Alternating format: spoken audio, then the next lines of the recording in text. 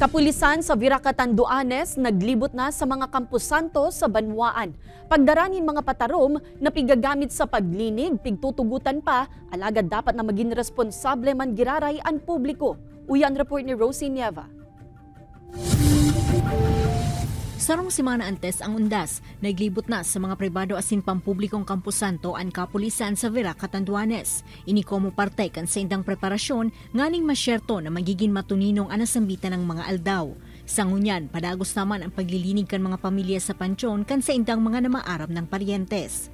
Ayun, maglilinis na sila hanggang para pagbalik nila ng auno para malinis na yung puntod. Ninhuli ta epektibo sa ngunyan ang election gun ban.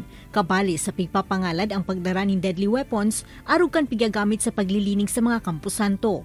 Alagad nilinaw kan COMELEC na para mientras manindang pigtutugutan ini sa ngunyan. Hindi naman namin yung pinagbabawalan. Kung ang purpose naman talaga is maglilinis ng puntod. Sa ibong kan konsiderasyon na ini, nangapudan ang kapulisan sa publiko na maging responsable man giraray sa pagdaranin mga patarom sa kampusanto nganing dai magriar nin kariribokan. Nakikusap ako na kung pwede itago man lang po na hindi malamang yung nakakatakot na may bit-bit po dyan sa kalsada o palabas po ng kanilang tahanan po. Ini si Rosie Nieva, Balitang Bicolandia.